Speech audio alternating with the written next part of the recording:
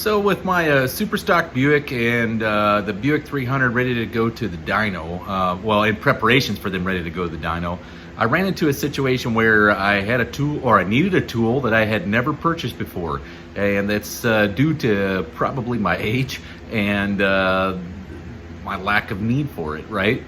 But today we're going to dive into a dwell meter. I'd never owned one before. I ended up purchasing one that was used, and I'd prefer to have one that was not some new piece that could possibly be made with inferior parts, right? So I dug around, found one on eBay from 1967, and of course it probably didn't work, and I did a little bit of research and I found out why. So we're gonna unbox this thing and I'm gonna show you the dwell meter and what the issues possibly are with it, I think, and then we're gonna see if we can get it to work. So stay tuned to Mr. Rodder's Neighborhood.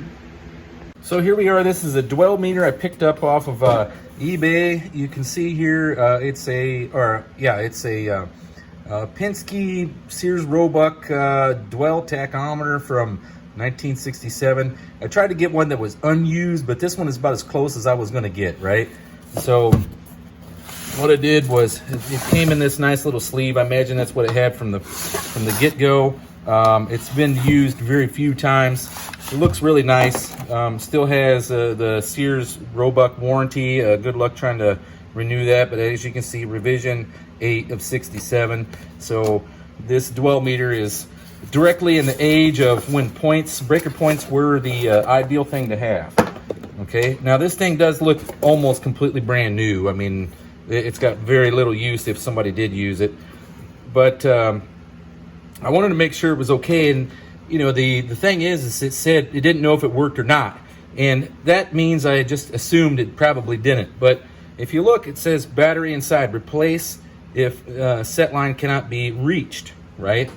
Well, I decided, well, back then the only kind of batteries they had were alkaline batteries. So we're gonna dig into this dude, and I've already been in there. I've seen what the battery looks like and what I'm gonna do to work around it. So but I'll show you. 5 minutes later. All right, so there's literally 6 Phillips head screws holding this whole thing together. And when I took it apart, this is the first thing that I saw. All of this corrosion, and this is an alkaline battery giving up the ghost probably 20 years ago. I'm not entirely sure, but this is the battery that you see in there, right? Now I had to do some research on this because I had never seen a battery like this before, and this is what they used to call a camera battery. It's 4.5 volts, right? And each one of these cells is an LR50 that is 1.5 volts each, and it's essentially just soldered to the next one, right? So that way it's in series and you get 4.5 volts out of this dude.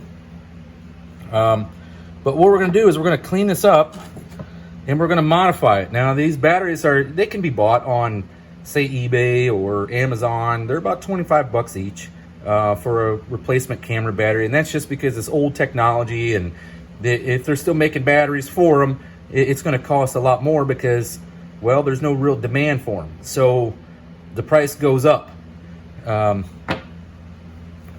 The simple solution, though, to this is each one of these little cells is 1.5 volts, which is virtually the same as a AA, AAA, a C battery, and a D battery. They're all 1.5 volts. It just depends how long they last, right? Well, my solution for this was put 3 AAA batteries in series, drop them in the retainer, and then just see how it works.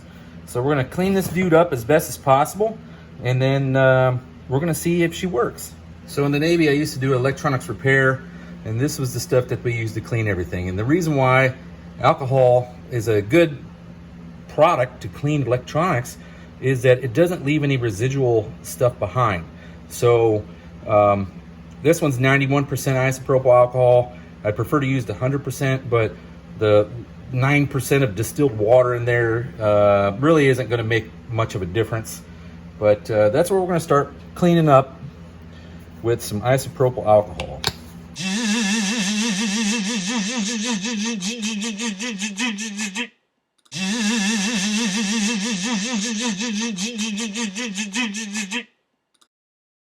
All right, so we got most of the crap cleaned off of there. And here is the holder for the battery itself. The alkaline kind of did a number on it, chewed it up some, ate the chrome off.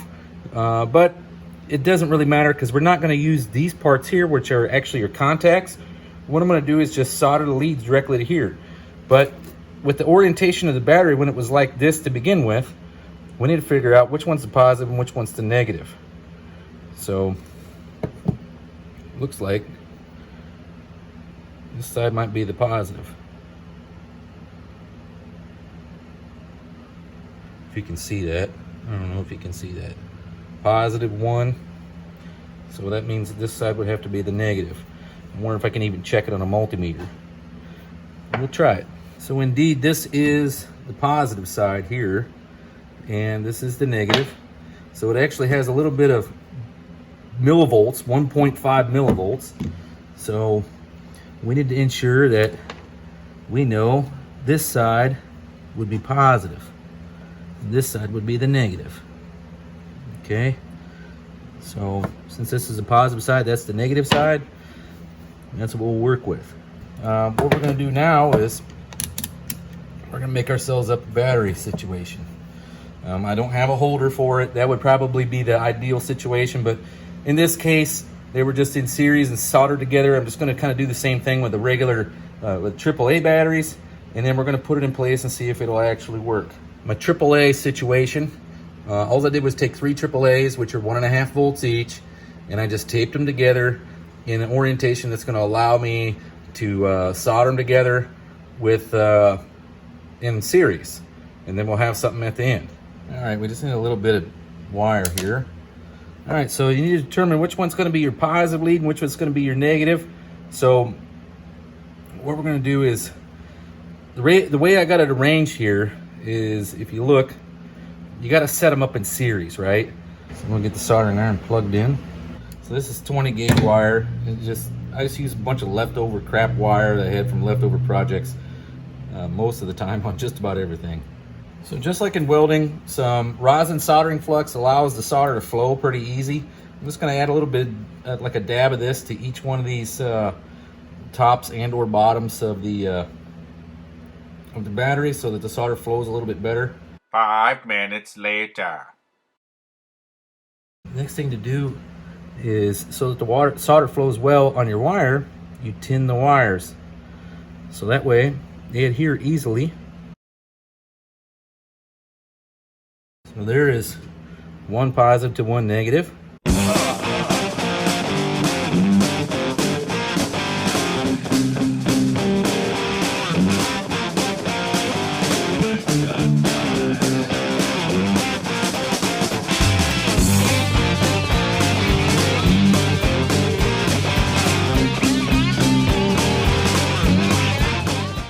Okay, so we have a battery pack now.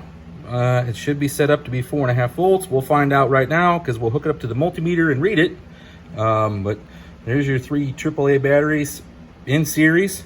We'll see how it goes. I'm gonna fit these essentially like so. And okay, so now we got 5.15 volts, which is, you know, it's actually it's supposed to be 1.5 volts, which would be 4.5, but these are brand new batteries, so I imagine they're a little bit stronger than what they need to be. So the next thing is, it fits in here like so. Okay, we don't want it making any contact with these things because it may just take it off of one battery or whatever. So I'm going to wrap these ends up with some stuff to keep it from being, it's actually just a rubberized tape so that it won't contact. And then we'll just connect these 2 leads. This would be the positive, this would be the negative, and we'll just solder them into place. So now that the ends are protected, I'm just going to wrap it in tape. The only reason I did this instead of buying a holder, I don't even know if the meter is going to work itself, if it needs any more troubleshooting or repair. There's no technical manual for this, and there's no schematic for this. So I was hoping that this would work right away, and then bang, whenever it needs to be repaired next time, then I can put a holder in it and the whole 9 yards. But I wasn't willing to spend any more money on it if it didn't even work to begin with. So here is our holder. Positive's got to be on this side, negative on that. And hopefully it fits inside this holder.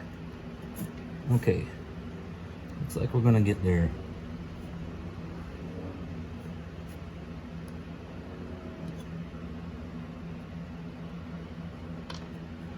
All right, so that will work. I just need to get the leads soldered on first. Okay.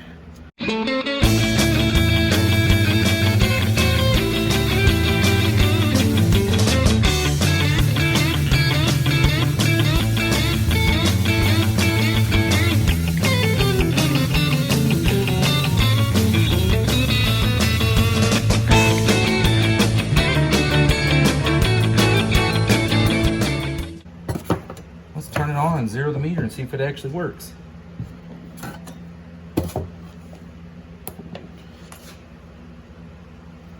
Okay, I believe you touched these two together. All right. Put it to set. That set line is our ideal. So I got it dialed all the way back. I think the voltage might be a little high, but I'm wondering if I could put a light bulb on there and bring the voltage down just a bit. And there we go. But apparently it does work. So we set it to set here on the meter. See if we can't achieve the low end line just because, I think because the voltage is too high maybe, I don't know, or maybe that's fine. But it appears to fall direct, well almost dead on it, but it's just a hair high. So I guess we fixed the meter. Okay, but our meter is functional now and I have way more than what I had before. So there you go. I guess I got it kind of dialed. Well, I gotta figure out how to dial it in. Need to find some instructions on it. And I'm gonna screw it back together. I think we're pretty much good to go for today. Hopefully get your dwell meter all dialed in. Set some breaker points.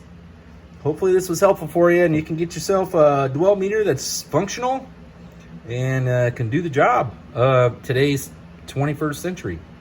Oh, hey, and don't forget, we're having an event called the No Name Nationals, Sykeston, Missouri, September 30th, October 1st.